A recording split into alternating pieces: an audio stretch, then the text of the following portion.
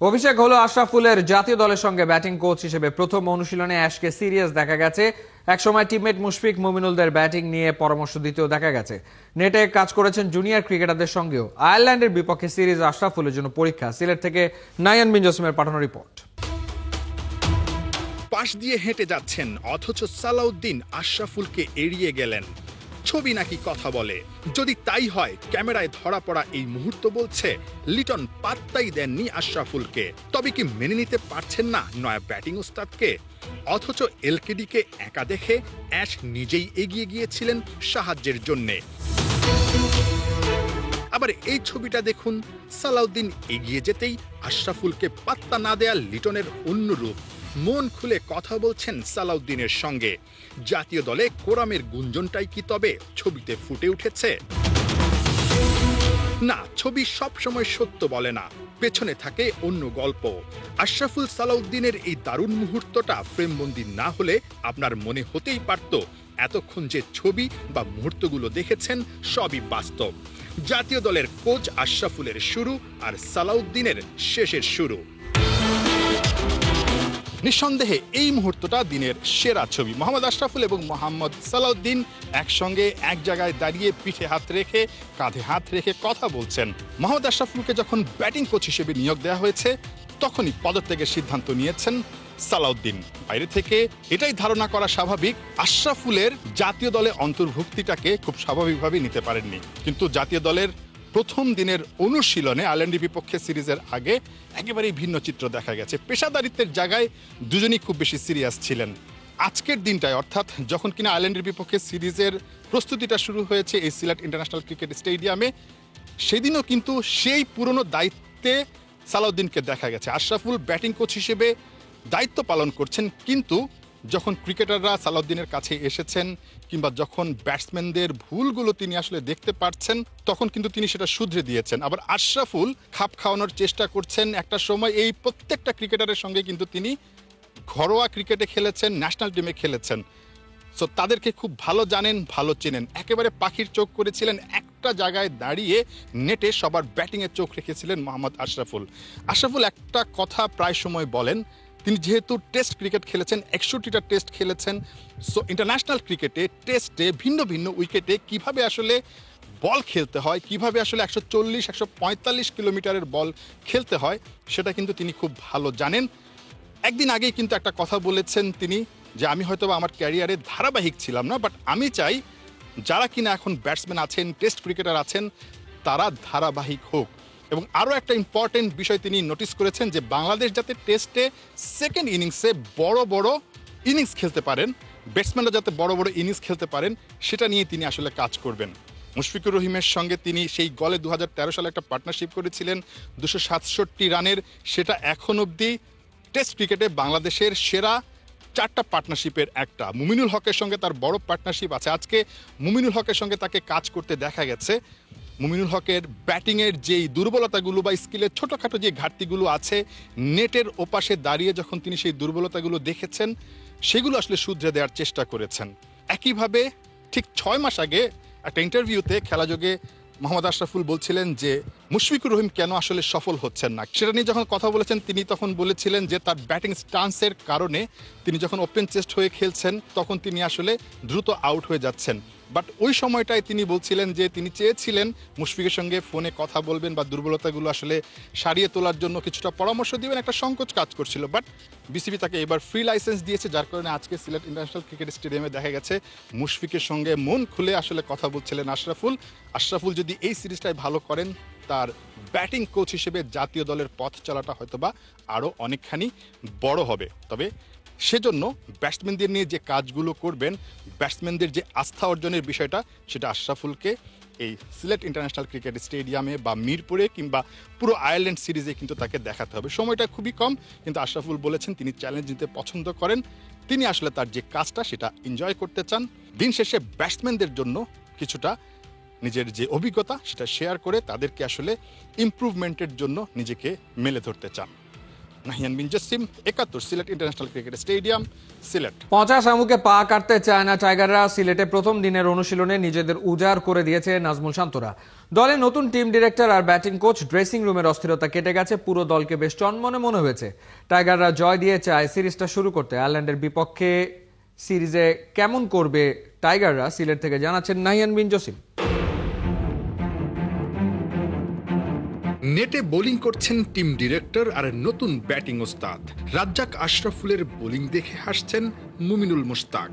বয়সের ভারী নেই আগের ধার, কিন্তু দলের স্বার্থে ঠিকই নিজেদের করে দিচ্ছেন উজাড়। ওদিকে তখন হেড কোচের সঙ্গে ক্যাপ্টেন শান্তর সিরিয়াস আলাপ। ভাবতেই পারেন প্রতিপক্ষ যখন আয়ারল্যান্ড, তখন কি আছে এত ভাবনার। সবাই ভুলে গেলেও হয়তো ভুলেননি টেস্ট কাপ্তান। এই ভেন্যুতেই সবশেষ ম্যাচটা জিম্বাবুয়ের বিপক্ষে চতুর্থ দিনে হেরে বসেছিল টাইগাররা। সেই জিম্বাবুয়েকে আইরিশরা নিজেদের সবশেষ 2 টেস্টে হারিয়েছে, তার আগে আফগানিস্তানকে।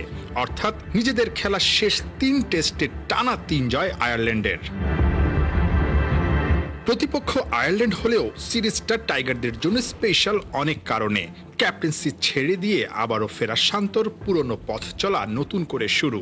ক্যাপ্টেনের সঙ্গে সবার মানিয়ে নিতে অবশ্য সমস্যা হচ্ছে না একদমই। তবে সাম্প্রতিক সময়ে মূল সমস্যাটা তৈরি হয়েছে ড্রেসিং রুম ঘিরে। তাই নতুন টিম ডিরেক্টর যুক্ত হয়েছেন দলে অস্থিরতা কমাতে। সিলেটে অবশ্য দলটাকে বেশ চনমনে মনে হয়েছে। নিজেদের খেলা সবশেষ টেস্ট টাইগাররা কলম্বোতে হেরেছে ইনিংস ব্যবধানে। এই সিরিজটাতে তাই নজর থাকবে ব্যাটিং ওস্তাদ মোহাম্মদ আশরাফুলের দিকে। ব্যাটারদের ব্যর্থতা অ্যাশ কি কাটাতে পারবে? ১৭তম টেস্টের দ্বার প্রান্তে মুশফিকুর রহিম। সিরিজটা স্পেশাল মিস্টার ডিপেন্ডেবলের জন্য। যদিও শুরুর মতো শেষেও মুশি একই রকম, সবার আগে মাঠে এসেছেন আর সবার শেষে ফিরেছেন। ৩,০০০ রানের দ্বারপ্রান্তে লিটন দাস। আর ৭১ রান করতে পারলেই বাংলাদেশের ষষ্ঠ ব্যাটার হিসেবে এই ফরম্যাটে এলকেডি প্রবেশ করবে ৩,০০০ ক্লাবে।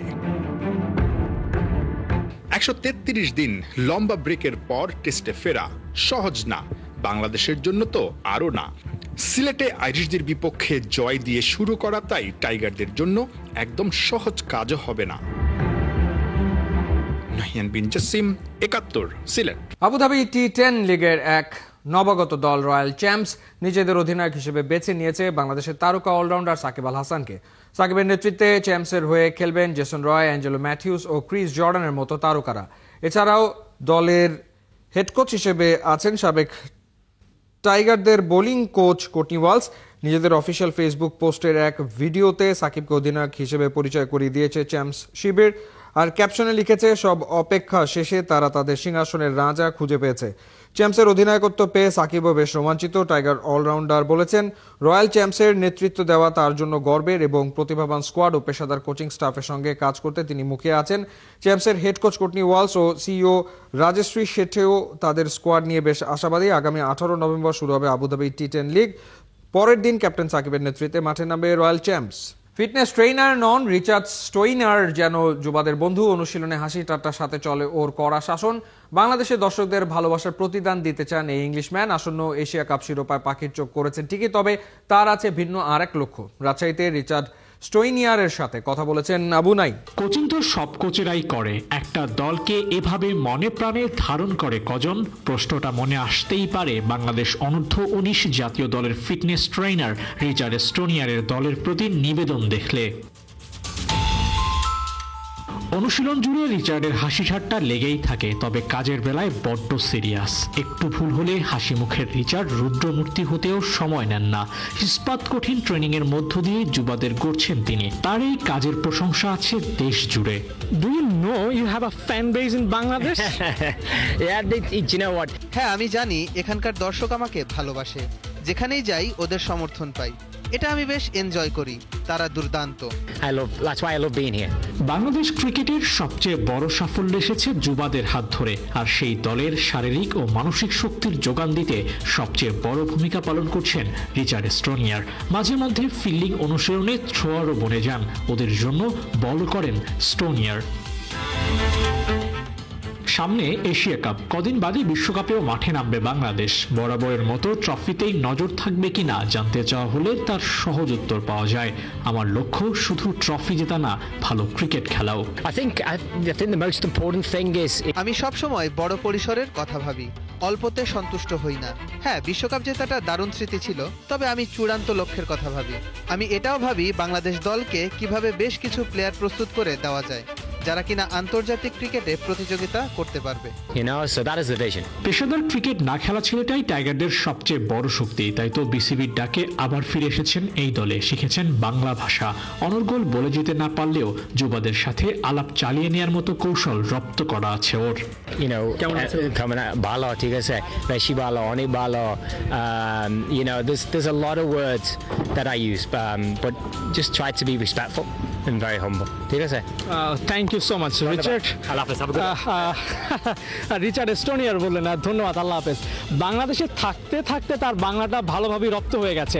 2020 আন্ডার-19 ওয়ার্ল্ড কাপের চ্যাম্পিয়ন টিমের সাথে ছিলেন, মাঝখানে একটা ব্রেক ছিল, তারপর আবার টিমে এসে যুক্ত হয়েছেন। এখন সামনে এশিয়া কাপ, তারপরে আবার বিশ্বকাপ।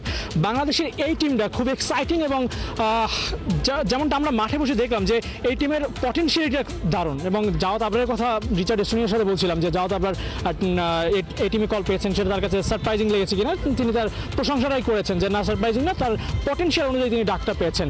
এই রিচার্ড এস্টোনিয়ারকে আপনি চেনেন, একজন কোচের থেকেও বেশি। তিনি একজন ফিটনেস ট্রেনার, কিন্তু তার যে দায়িত্বটা পুরো টিমকেটাকে উজ্জীবিত করে রাখা।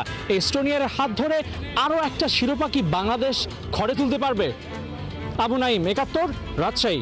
হংকং সিক্সেস টুর্নামেন্টের প্রথম কোয়ার্টার ফাইনালে বাংলাদেশকে 54 রানে হারিয়ে সেমিফাইনালে উঠেছে অস্ট্রেলিয়া। টাইগার বোলারদের ওপর রীতিমতো তাণ্ডব চালিয়ে এই জয় তুলে নেয় অজিরা। টস হেরে ব্যাট করতে নেমে ওপেনার বেন ম্যাকডরমট ও অধিনায়ক অ্যালেক্স রসের ঝোড়ো 50-তে নির্ধারিত 6 ওভারে অস্ট্রেলিয়া তোলে 2 উইকেট 149 রান। জবাবে ব্যাট করতে নেমে প্রথম ওভারেই 3 উইকেট হারিয়ে বিপদে পড়ে বাংলাদেশ। অধিনায়ক আকবর আলী, হাবিবুর রহমান ও জিসান আলম দ্রুত আউট হয়ে ফিরে গেলে আর ম্যাচে ফিরতে পারেনি টাইগাররা। লড়াই চালিয়ে যান পেসার আবু হায়দার রনি। 18 বলে 50 রানে অপরাজিত থাকেন তিনি। রনি ছাড়াও রকিবুল 10 বলে করেন 25 রান। শেষ পর্যন্ত নির্ধারিত ওভারে বাংলাদেশের ইনিংস থামে 95 রানে। এই জয়ে সেমিফাইনালে জায়গা করে নিল অস্ট্রেলিয়া, যেখানে তাদের প্রতিপক্ষ পাকিস্তান। আর ম্যাচ হেরে টুর্নামেন্টের মূল পর্ব থেকে ছিটকে গেল আকবরের দল। ওয়ার্ল্ড আর্চারি এশিয়াতে ইতিহাস রচনা করল বাংলাদেশ। প্রথমবারের মতো এশিয়ান আর্চারির প্রেসিডেন্ট নির্বাচিত হয়েছেন বাংলাদেশের রাজীব উদ্দিন আহমেদ চপল। 29 ভোট পেয়ে হারিয়েছেন সাউথ কোরিয়ার হেভিওয়েট প্রার্থী থমাস হানকে। সভাপতি হয়ে আশ্বাস দিয়েছেন রঙিন হবে বাংলাদেশ সহ পুরো এশিয়ার আর্চারি, জীবনমান বাড়বে সবার, পিছিয়ে থাকবে না কোনো আর্চার। চপলের প্রেসিডেন্ট হওয়ার যাত্রাপথের কথা জানাচ্ছেন হাসান সজীব। কাঙ্ক্ষিত প্রার্থী ওয়ার্ল্ড আর্চারি এশিয়ার প্রেসিডেন্ট নির্বাচিত হয়েছেন, তাই তো আনন্দ, উদযাপন, উচ্ছ্বাসের শেষ নাই সদস্য দেশগুলোর। আর তাদের এমন ভালোবাসায় আপ্লুত এশিয়ান আর্চারদের নতুন অভিভাবক রাজীব উদ্দিন আহমেদ চপল। শনিবার দিনটা ছিল বাংলাদেশের স্পোর্টসের জন্য ইতিহাস গড়ার। ঢাকায় বসেছে 24তম এশিয়ান আর্চারি চ্যাম্পিয়নশিপ, তার আগে এশিয়ান কংগ্রেস। জানা যাবে কে বসছেন সভাপতির হট সিটে। আগে থেকেই অনুমেয় ছিল বাংলাদেশ আর্চারি ফেডারেশনের প্রতিষ্ঠাতা সাধারণ সম্পাদক রাজীব উদ্দিন আহমেদ চপলই পেতে যাচ্ছেন গুরু দায়িত্ব। কেননা কেবল বাংলাদেশেই নয়, নানা সময়ে চপলের হাত ধরে বিশ্বের বিভিন্ন প্রান্তে থাকা আর্চাররা পেয়েছে সাহায্য, প্রণোদনা। আর্চারি খেলতে সাহস পেয়েছে যুদ্ধ বিধ্বস্ত অনুন্নত দেশগুলো, যা অনেক ক্ষেত্রে থেকে গেছে ক্যামেরা লেন্সের আড়ালে। তবে ব্যাপারগুলো তো অজানা ছিল না কারো, তাই চপলকে ছাড়া এই পদে আর বিকল্প কাউকে ভাবতে পারেনি তারা। দেশের ক্রাইসিস মোমেন্টে সাউথ কোরিয়ার হেভিওয়েট সভাপতি প্রার্থী হুন্দাই গ্রুপের ভাইস প্রেসিডেন্ট থমাস হানকে 29-9 ভোটে হারানো তো চারটিখানি কথা নয়। এশিয়ার আর্চারিতে ইতিহাস গড়ে উজ্জ্বল হয়েছে বাংলাদেশের নাম। হ্যাঁ, বাংলাদেশ যেতে গেল, মানে সামনে আমাদের নেতৃত্ব বাংলাদেশে আসলো, এশিয়ান নেতৃত্ব। এটার মাধ্যমে বাংলাদেশের আর্চার এবং ইন্টারন্যাশনাল লেভেলে সবকিছু মিলিয়ে একটা, আমি মনে করবো যে এটা জনগণের বিজয়। ধাক্কা খেয়েও উঠে দাঁড়ানোর নামটা বাংলাদেশ।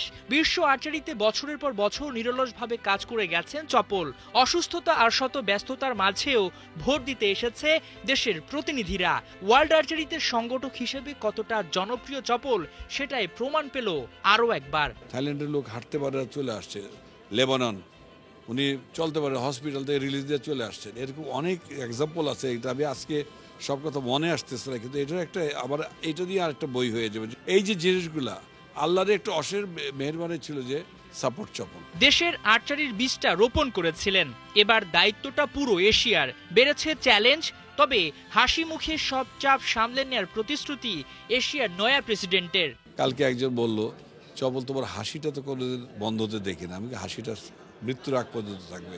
আল্লাহ তাআলা যেদিন আমাকে তুলে নিয়ে যাবেন সেদিন তো হাসিটা থেমে যাবে। আমি অনেক দুঃখে ইয়েতে আমি কোনোদিন মুখটা গুমরা করে থাকি না। আজকে দেখেছেন টেনশনের মধ্যে কিন্তু আমি হাসতেছিলাম। এটার মধ্যে একটা মহত্ব আছে। তবে অর্জন শুধু এখানেই নয়, এশিয়ার প্যারা আর্চারির সভাপতি পদটিও ছিনিয়ে নিয়েছে বাংলাদেশ। বাংলাদেশের পয়েন্ট অফ ভিউ থেকে আমি চেষ্টা করবো আর্চারিটাকে আরো সামনের দিকে এগিয়ে নিতে আর কি, প্যারা আর্চারিটাকে। আর যেহেতু এটা একটা সারা এশিয়ার একটা ব্যাপার, এখানে 7-8টা হয়তো দেশ খেলে এখানে, তো আমার চেষ্টা থাকবে অ্যাটলিস্ট আগামী 4 বছরে ডাবল করা যায় কিনা। এই ফ্রেমটার মতোই আগামী 4 বছরের জন্য এশিয়ার নেতৃত্বে থাকবেন চপল। তার বিচক্ষণতায় করতালি বাজবে এশিয়ায়, রঙিন হবে দেশের আর্চারি। এমন প্রত্যাশা তো আপনি করতেই পারেন। হাসান সজীব, 71। বাঁচা মরা লড়াইয়ে মাঠে নামছে ইন্টার মায়ামি। MLS কাপের প্রথম রাউন্ডের প্লে অফে 3 ম্যাচের সিরিজে 1-1 সমতায় ইস্টার্ন কনফারেন্স সেমিফাইনালে জিততেই হবে মেসি বাহিনীকে। মেজর লিগ সকারে ঘরের মাঠে মেসিদের সামনে ন্যাশভিল। খেলা শুরু বাংলাদেশ সময় রবিবার সকাল 7টায়। Kohinoor corner preview report. প্রথম ম্যাচ জিতে মেন ইন পিঙ্করা ছিল আপার হ্যান্ডে। অ্যাওয়ে ম্যাচটা জিততে পারলে মেজর লিগ সকার ইতিহাসে প্রথমবার প্লে অফ ইস্টার্ন কনফারেন্সের সেমিফাইনালে ট্রেনে চড়ে বসত ইন্টার মায়ামি। তবে জিওডি স্পার্ক লিখেছিল হতাশার গল্প। মেসির গোল লাইফলাইন দিলেও শেষ অবধি আর বাঁচাতে পারেনি দলকে। 2023 সালের মে মাসের পর প্রথমবার মায়ামিকে হারালো ন্যাশভিল। প্লে অফের প্রথম রাউন্ডে দ্বিতীয় লেগ শেষে সিরিজ এখন 1-1 সমতায়। শেষ বেলায় ম্যাজিকের অপেক্ষায় চেস স্টেডিয়াম। অঙ্কটা সরল, হয় যেত নয়তো ঘরে ফেরো। গেল মৌসুমে পয়েন্টের রেকর্ড করার পরও মায়ামির জেতা হয়নি MLS কাপ। প্লে অফের প্রথম রাউন্ডে আটলান্টা ইউনাইটেডের কাছে হেরে বাদ পড়ে গিয়েছিল মেসি অ্যান্ড কোম্পানি। এদিকে 2021 সালের পর প্লে অফের প্রথম রাউন্ড উতরাতে পারেনি ন্যাশভিলও। দু দলের জন্যই ম্যাচটা তাই মর্যাদার। MLS কাপের প্রথম রাউন্ডের প্লে অফে 3 ম্যাচের সিরিজের শেষ 15 দিনে এই নিয়ে 3বার মুখোমুখি হতে চলেছে ইন্টার মায়ামি আর ন্যাশভিল। সব মিলিয়ে টানা 4বার লড়তে চলেছে দুই রাইভাল। ঘরের মাঠে অপ্রতিরোধ্য ইন্টার মায়ামি। হোমের রেকর্ড 6 জয়, 2 ড্র আর 1 হার মেন ইন পিঙ্কদের। দু দলের অতীত পরিসংখ্যানে ফেভারিটের ট্যাগ থাকছে মেসিদের গায়ে। এখনো পর্যন্ত 18 বারের লড়াইয়ে 9 ম্যাচে জয় পেয়েছে ইন্টার মায়ামি। বিপরীতে ন্যাশভিল জিতেছে 5 ম্যাচ। ডু অর ডাই ম্যাচে ইন্টার মায়ামিকে ব্যাকফুটে ফেলে দিতে ন্যাশভিলের নীল নকশা। ম্যাচে লাথিকাণ্ড ঘটিয়ে প্রায় পার পেয়ে গিয়েছিলেন সুয়ারেজ। অভিযোগ জানিয়ে মায়ামির লিডিং স্ট্রাইকারকে নিষিদ্ধ করিয়েছে দলটা। সাসপেনশন উইথড্র করার জন্য অ্যাপিল করেও লাভ হয়নি মার্চেরানোর। এদিকে ন্যাশনাল ডিউটি পালনের স্কোয়াডের বাইরে ইনফর্ম সেগোভিয়া, পিকালস আর সিলভেত্তি। স্বস্তি বলতে মেসি আর রদ্রিগো ডি পল ম্যাচের আগে সেরেছেন অনুশীলন। সব বাধা পেরিয়ে জিতেই নয়া ইতিহাস লিখতে প্রস্তুত মেন ইন পিঙ্করা। কোহিনুর কণা, 71। এই ছিল এই মুহূর্তের খেলাযোগের সরাসরি সংবাদ অনুষ্ঠান। দেখতে চোখ রাখুন 71-এর ফেসবুক পেজ এবং সাবস্ক্রাইব করুন 71-এর ইউটিউব চ্যানেলে। 71-এর সাথেই থাকুন।